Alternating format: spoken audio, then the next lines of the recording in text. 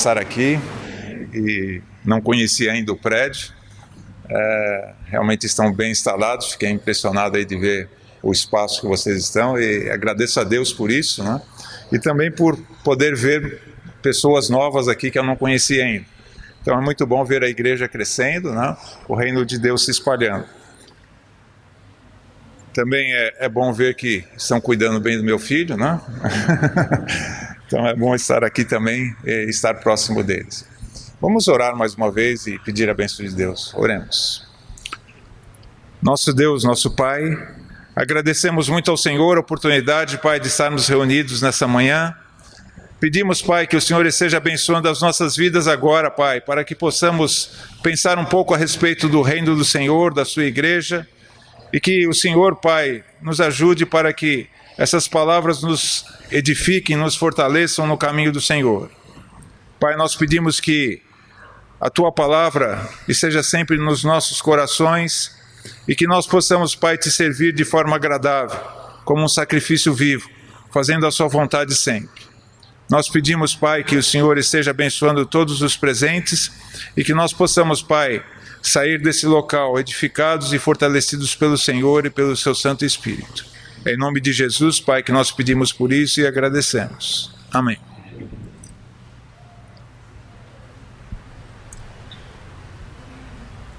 Uma coisa que nos entristece muito é nós vermos a divisão religiosa. Infelizmente, quando nós falamos de cristianismo, nós falamos de uma grande divisão. São milhares, talvez dezenas de milhares de denominações diferentes, com pensamentos diferentes, com formas diferentes de estarem servindo a Deus. Isso nos entristece e isso muitas vezes confundem as pessoas. Nós lembramos da oração de Jesus, quando ele fez aquela oração em João capítulo 17, ele orou a Deus para que sejamos todos um, para que o mundo creia que ele foi enviado. Infelizmente a divisão só atrapalha, só faz com que a confusão esteja no meio das pessoas. E muitas vezes isso até em nós, né? Traz uma certa confusão. Eu trouxe algumas perguntas aqui para os irmãos, para a gente perceber que a gente fica um pouco confuso com esse mundo religioso dividido. Primeira pergunta que eu gostaria de fazer é: quem entende que somente quem é membro da Igreja de Cristo será salvo? Quem entende que somente quem é membro da Igreja de Cristo será salvo? Pode levantar a mão.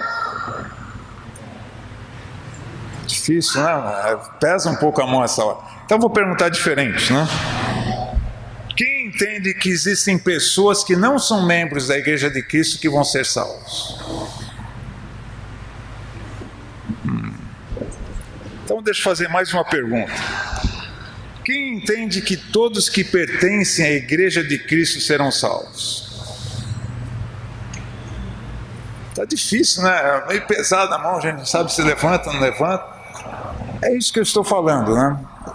Essa divisão religiosa nos traz uma certa dificuldade e muitas vezes nós ficamos confusos e indecisos com perguntas simples como essa: o que é a igreja? Nós tivemos há pouco a leitura de Mateus 16, quando Jesus fala pela primeira vez da sua igreja. E ele fala isso após aquela resposta de Pedro, né? Tu és o Cristo, o Filho de Deus vivo. E Jesus respondeu para ele em 18 de Mateus: também eu te digo que tu és Pedro, e sobre essa pedra edificarei a minha igreja, e as portas do inferno não prevalecerão contra ela. Jesus falou sobre o estabelecimento da sua igreja, e a sua igreja seria de forma tal que as portas do inferno não prevaleceriam contra ela. Eu gostaria de falar um pouco sobre a história dessa igreja que Jesus estabeleceu. Vou colocar aqui uma linha do tempo, né? E a gente sabe que por volta do ano 33, nós temos ali Jesus sendo crucificado. E o que aconteceu? Depois que Jesus foi morto na cruz, ele apareceu novamente para os seus apóstolos, e nós temos lá no livro de Atos a história desses primeiros anos da igreja. E em Atos capítulo 1, versículo 8, diz, Jesus ressuscitado, falando com seus apóstolos, ele diz: mas recebereis poder ao descer sobre vós o Espírito Santo, e sereis minhas testemunhas, tanto em Jerusalém, como em toda a Judéia e Samaria, e até os confins da terra. Aqui em Atos, nós temos a história da igreja, como é que a igreja iniciou. E quando Jesus, depois de ressuscitado, está com seus apóstolos, ele fala: olha, vocês vão ser as minhas testemunhas, vocês receberão o poder do Espírito Santo em suas vidas, e vocês serão as minhas testemunhas aqui em Jerusalém, em toda a Judéia e Samaria, e até os confins da terra.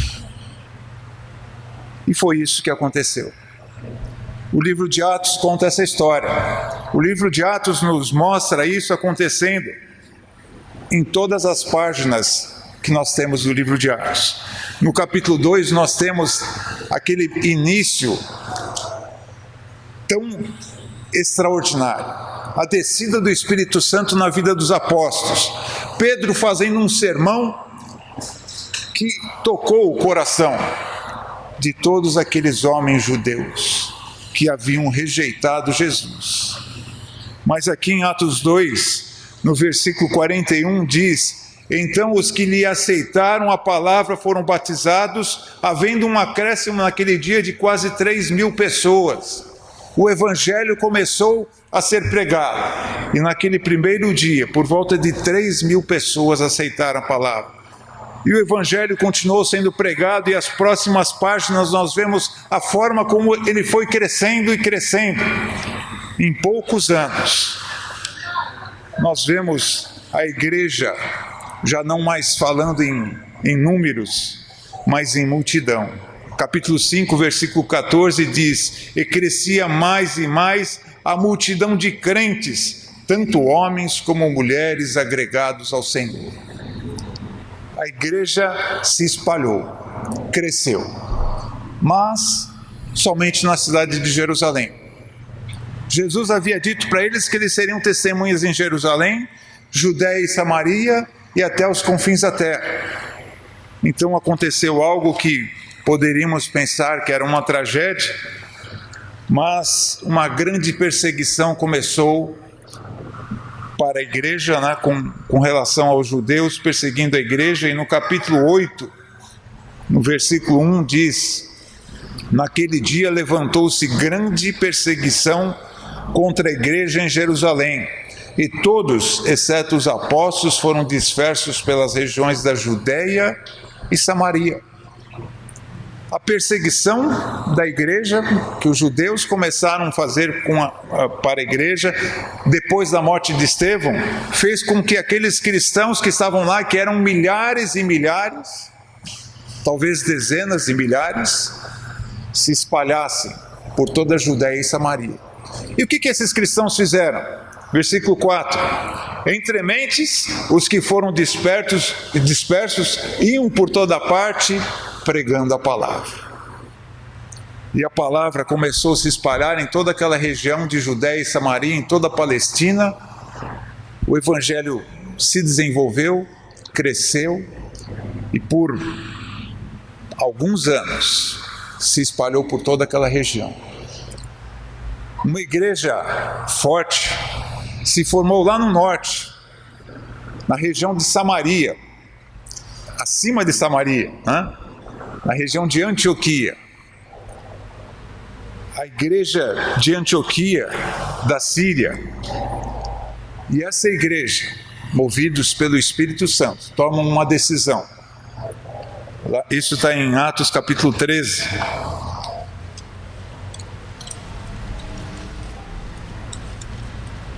Em Atos capítulo 13 diz: havia na igreja de Antioquia profetas e mestres, e cita os nomes dos mestres, e servindo eles ao Senhor e jejuando, disse o Espírito Santo: separai-me agora Barnabé e Saulo, 2 desses mestres, para a obra que eu tenho chamado. Então, jejuando e orando, impondo as mãos sobre eles, os despediram. E esses 2 homens foram os primeiros que se espalharam pelo resto do mundo. Toda a região da Europa, da Ásia, recebeu a palavra por conta do trabalho evangelístico. E isso foi a igreja se formando. A igreja que Jesus havia anunciado. A igreja que Jesus disse que começaria lá em Jerusalém, que se espalharia na Judéia e Samaria e iria para todas as partes do mundo. De fato, aconteceu dessa forma. E nós, olhando lá na linha do tempo, nós temos ali a igreja de Cristo, que foi estabelecida de acordo com a vontade de Deus. Mas o que aconteceu na história, nesse tempo todo, desde aquele início até os dias de hoje? Nós sabemos que essa igreja que iniciou muito bem, crescendo de forma extraordinária, teve muita oposição. E essa oposição foi do próprio Império Romano a quem eles estavam submetidos. Não demorou muito, o Império se voltou contra a igreja. O Império que se voltava antes contra os judeus, né? Principalmente porque adoravam um só Deus, e para o imperador, né, o Deus era ele, né? Então isso fez com que criasse essa perseguição à igreja. E a perseguição foi terrível. A gente vê isso muito em filmes, mas podemos ler também na história.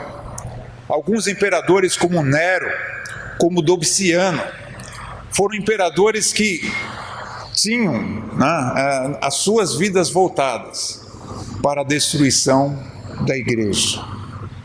E tentaram fazer isso de todas as formas. Cristãos eram queimados nos jardins de Roma para a iluminação. Cristãos, às centenas, eram destruídos e mortos nas arenas. Os cristãos eram desafiados a negarem o seu Deus para se manterem vivos.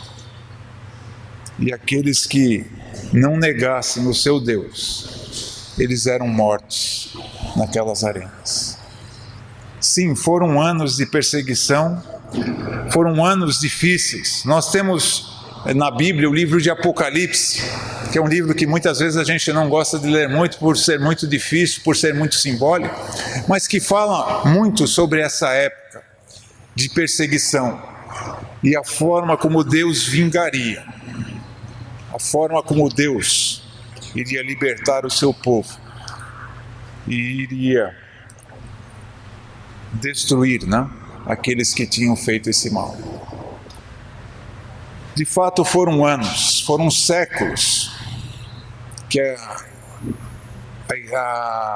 o Império Romano esteve maltratando a Igreja do Senhor. Depois de mais ou menos 300 ou um pouco mais, 300, 400 anos, nós temos algo acontecendo de forma extraordinária. Um dos imperadores se converte ao cristianismo. E isso que poderia ser uma boa notícia, foi uma tragédia. Sim, com a conversão desse imperador, a perseguição acalmou. Mas a igreja começou a tomar um outro rumo. E isso, de fato, foi algo muito triste. Nesse tempo todo, nesses 300, 400 anos de perseguição, algumas coisas começaram a se modificar de forma lenta na igreja. E com a entrada desse imperador as coisas começaram a piorar, principalmente no sentido da organização da igreja. Quando nós lemos a Bíblia, né, quando nós estudamos a palavra de Deus e entendemos como é que é a igreja, como é que é a sua organização, nós vemos que a igreja ela é formada, né, de congregações locais que têm uma certa organização com presbíteros e diáconos, e essas congregações elas estão abaixo de Cristo e da sua palavra. Mas o que aconteceu com os anos é que essas congregações locais, que tinham presbíteros que estavam cuidando do rebanho, que estavam cuidando da doutrina das congregações, esses presbíteros, que eram sempre mais do que um, de repente começaram a ter um dos presbíteros se destacando entre os outros.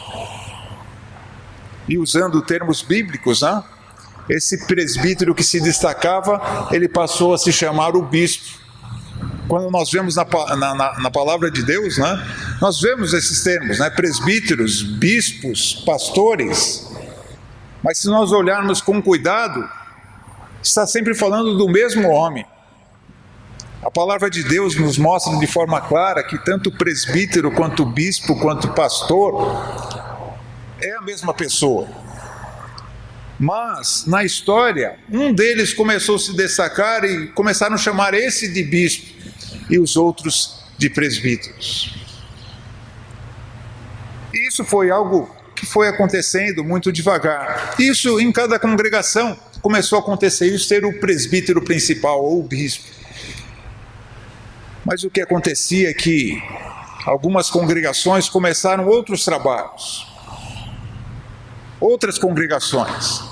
E aquela congregação que iniciava em outro local também ficava abaixo, né, daquela congregação que iniciou. E aquele bispo que era da congregação passa também a tomar conta da outra congregação. E isso começou a criar uma estrutura, uma organização, uma hierarquia que não é nada bíblico. E eu falei que com a conversão do imperador tudo piorou. Por quê? Porque de todos os bispos que existiam, um deles começou a ter um destaque maior, que era o bispo de Roma, por estar perto do imperador, por ter a força do império, porque antes o império perseguia e matava cristãos. Agora o império era contra quem não era cristão, porque o imperador se tornou cristão. E esse bispo de Roma começou a ter uma certa importância em relação aos outros bispos. E foi dessa forma que se formou o que nós conhecemos do papado, né? Do Papa, se tornando o bispo de Roma como o principal. Muitos querem saber, quando foi que começou a Igreja Católica? Foi um processo de anos, de séculos.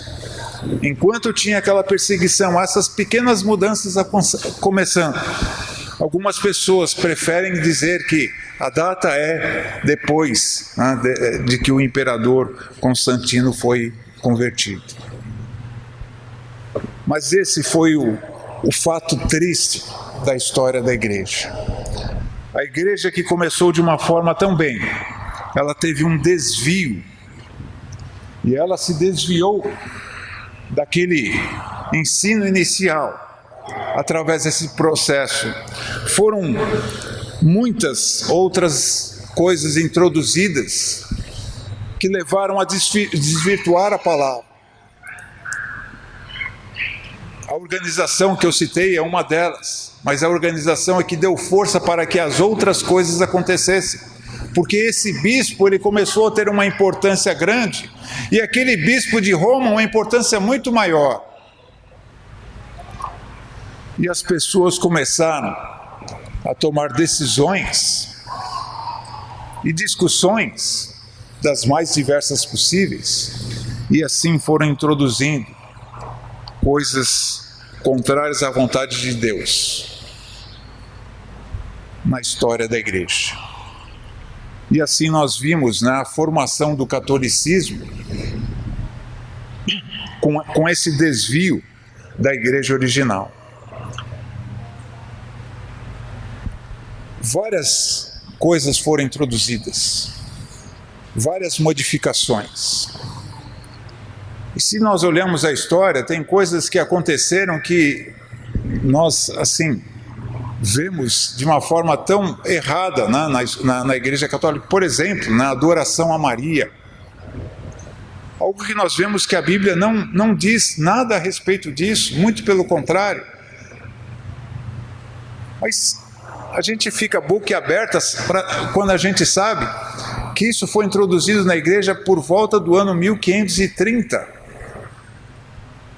Ou seja, é algo que aconteceu depois de muito tempo. Alguns olham a Bíblia e falam: puxa, mas por que na Igreja Católica tem mais livros? Esses livros adicionais também foram adicionados por volta de 1530. E foram adicionados por quê? Para poder apoiar algumas doutrinas, ou algumas coisas relacionadas a Maria. Então nós vemos que a Igreja Católica ela se formou de desvios, e esses desvios foram crescendo e crescendo, porque agora tinham pessoas dentro da igreja que ditavam as regras. Chegaram até o ponto de dizer que o Papa não podia falhar, e o que ele falava era verdade, mesmo que se fosse contrário à palavra de Deus. E dessa forma, de forma triste, nós vemos a história da Igreja Católica. A Igreja Católica teve um problema no ano 900. No ano 900 eles tiveram uma divergência e houve uma divisão. E aí iniciou a Igreja Católica Ortodoxa. Não sei se todos sabem, mas existem duas igrejas católicas, Alguns chamam de católica grega. Então tem a romana e a grega. E essa divisão aconteceu no ano 900. Bastante semelhante, com a mesma estrutura, com um papa aqui, um papa ali, Mas essa divisão de fato aconteceu. Anos se passaram. Mas o que aconteceu? No ano de 1500, por volta do ano de 1500, acontece algo muito importante. Alguns estão pensando no descobrimento do Brasil, Foi algo muito importante. Mas outra coisa muito importante aconteceu, que foi a invenção da imprensa. Até então, as pessoas não tinham acesso à palavra. Somente aqueles que eram os responsáveis nas igrejas. Isso limitava muito as pessoas ao conhecimento da verdade, porque eles apenas estavam ouvindo e acatando aquilo que eles aprendiam das autoridades religiosas. Mas, por volta de 1500, a imprensa é inventada e o primeiro livro impresso foi a Bíblia. Isso foi uma revolução. Muitas pessoas dentro da própria Igreja Católica estavam assim inconformados com a forma com que a igreja se desviou da verdade. Naquela época, para vocês terem uma ideia, eram vendidos santinhos para as pessoas alcançarem a sua salvação, que eram chamadas de indulgências, E chegaram ao ponto de vender esses santinhos para as pessoas, para poder perdoar os pecados das pessoas que tinham morrido. Vejam até que ponto eles chegaram. E alguns de dentro da própria Igreja Católica começaram a se revoltar. E um bastante conhecido, Lutero, que era um bispo católico, começou a se revoltar tanto com essas diferenças que começou a pregar a Bíblia para as pessoas. E as pessoas agora, com a Bíblia em suas mãos, começaram a olhar aquilo que eles estavam aprendendo e aquilo que a Bíblia estava escrito e aquilo que Lutero estava falando. E assim começou um movimento que nós conhecemos como a Reforma Protestante, onde agora eles tinham acesso à palavra. E o que era pregado, o que era ensinado por esses reformadores, é que eles deveriam largar aqueles desvios e erros da Igreja Católica e seguir somente a palavra de Deus. Mas eles colocaram uma coisa, a mais ali, que eles chamaram de livre interpretação da Bíblia. E isso fez com que as pessoas, ao darem esse passo, deixando os erros do catolicismo para tentar seguir a palavra de Deus, cada um começou a interpretar do jeito que bem entendesse. E essa reforma, que tinha um propósito muito bom, que era a volta às Escrituras, gerou uma divisão muito grande. Vários grupos se iniciaram, e desses grupos, outros grupos saíram. E aí nós vemos uma ramificação. E hoje nós sabemos que nós temos dezenas e milhares de denominações diferentes, porque as pessoas estão querendo seguir Deus como eles querem. Infelizmente, algo que começou de uma forma tão boa, tentando voltar à palavra de Deus, não conseguiu atingir o seu propósito. Porque, infelizmente, eles não estavam com aquela preocupação de seguir somente a palavra, mas colocaram um pouco de si, E essa livre interpretação da palavra de Deus fez com que as pessoas criassem vários tipos de denominações. E isso está acontecendo até o dia de hoje. Até o dia de hoje, alguns irmãos se entram em atrito com os outros, eles vão lá e começam a congregação deles, algum está com um pensamento diferente sobre um determinado assunto, ele começa a igreja dele. E nós temos igrejas iniciando a todo tempo, por conta desse desvio de propósito inicial que eles tinham.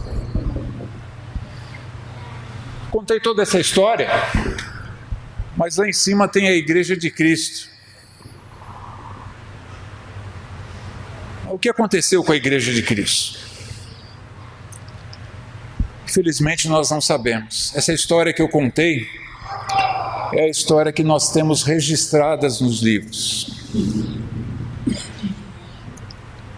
Eu não sei dizer onde, nem como, mas a igreja continuou existindo.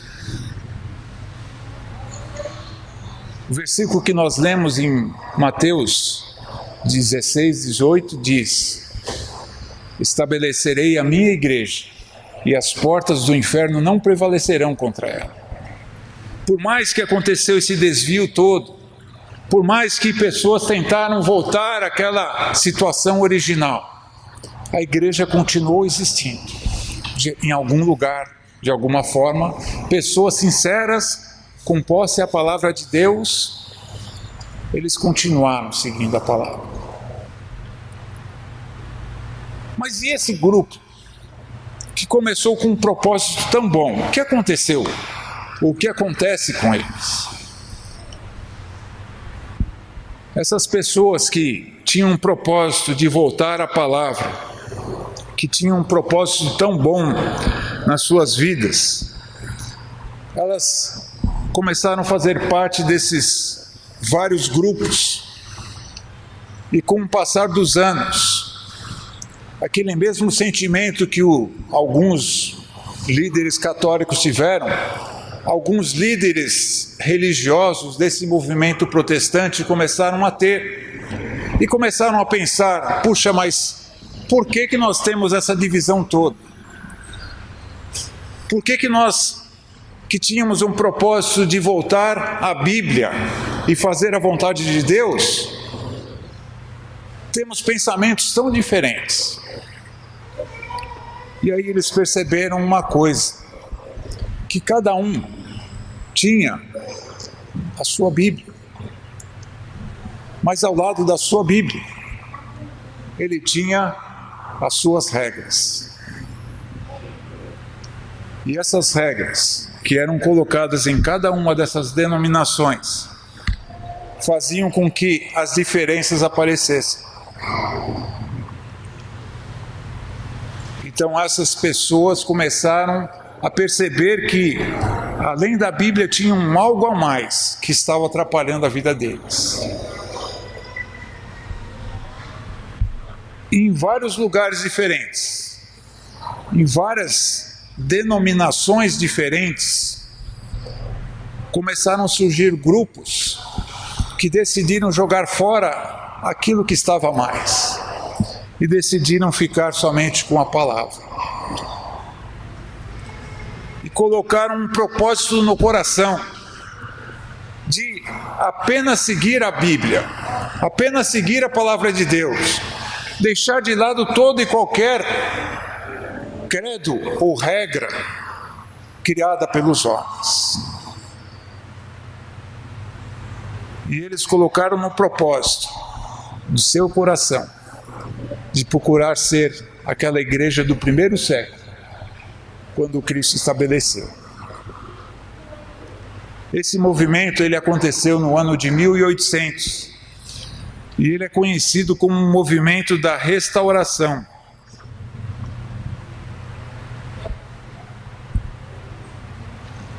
Grande parte das pessoas saíram desses movimentos, e como eu falei, de locais diferentes, grupos na Europa, grupos nos Estados Unidos, em denominações diferentes como metodista, batista, presbiteriana, de diversos locais, começaram com esse mesmo propósito e começaram a seguir a Bíblia de uma forma pura, de acordo com a vontade de Deus.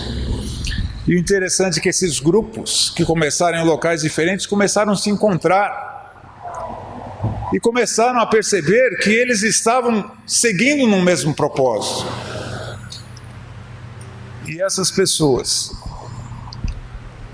com todo o seu coração, procuraram voltar e ser aquela igreja que Cristo estabeleceu lá no início, que as portas do inferno não prevaleceriam contra ela. Essas pessoas, elas passaram a utilizar somente a Bíblia como seu guia, rejeitaram todo e qualquer credo, todo o ensino das igrejas que pertenciam, que não estava ligado à palavra de Deus. Eles rejeitaram as organizações humanas, perceberam que aquelas organizações, grandes estruturas que tinham sido criadas, não era de acordo com a vontade de Deus. E assim, se nós pararmos e pensarmos, né, vimos aí o catolicismo formando até chegar ao Papa. Se vocês olharem as denominações, ela não deixa de ser a mesma organização, ou algo bastante semelhante. Se a gente falar, por exemplo, Testemunha de Jeová, tem lá algum líder, né, que não chama de Papa, mas ou é torre de vigia, não sei como é que ele chama, e tem toda a sua estrutura. Se nós falarmos em metodista, deve ter a mesma forma, batista e assim por diante. Por quê? Porque essas organizações foram a forma que eles aprenderam, mas não aprenderam da palavra de Deus. Então, aqueles que começaram a pensar na restauração, abandonaram tudo isso e apenas tinham as organizações da igreja local, que a palavra de Deus fala, com presbíteros e diáconos, e acima disso, somente Jesus e a sua palavra. Essa é a história da igreja. E quando nós falamos de Igreja de Cristo, nós não devemos pensar em mais uma denominação. E acho que isso é um dos maiores problemas que nós temos.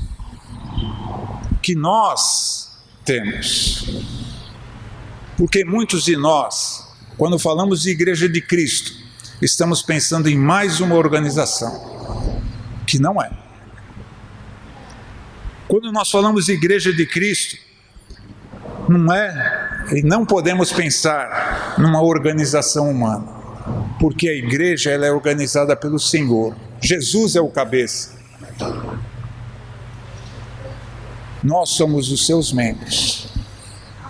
Quando nós falamos de Igreja de Cristo, nós não estamos falando do prédio. Falei desse prédio, que muito bom, né? que estamos aqui agora. Mas a igreja não é o prédio. A igreja somos nós. Um edifício espiritual, como a Bíblia menciona. Né? Nós somos pedras vivas, assentadas na pedra angular, que é Jesus Cristo, na pedra principal. Isso é igreja. Quando nós falamos de Igreja de Cristo, nós estamos pensando no corpo espiritual de Cristo. Isso é a Igreja de Cristo. Infelizmente, nós nos confundimos, porque nós estamos no meio desse mundo religioso. Nós viemos desse mundo religioso. A grande parte aqui, talvez, veio de uma denominação ou outra. E isso faz com que nós tragamos, né, na nossa mente essa forma de pensar. Mas não podemos pensar assim. Eu fiz algumas perguntas para vocês, né? Eu vi muita mão pesada que não sabia se levantava ou não, né? Eu vou perguntar de novo.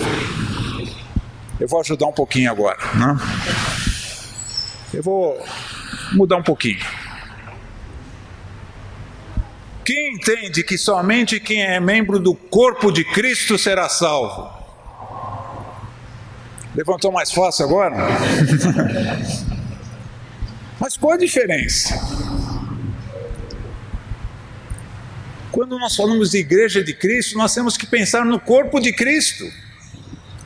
Quem entende que existem pessoas que não são membros do corpo de Cristo que serão salvas?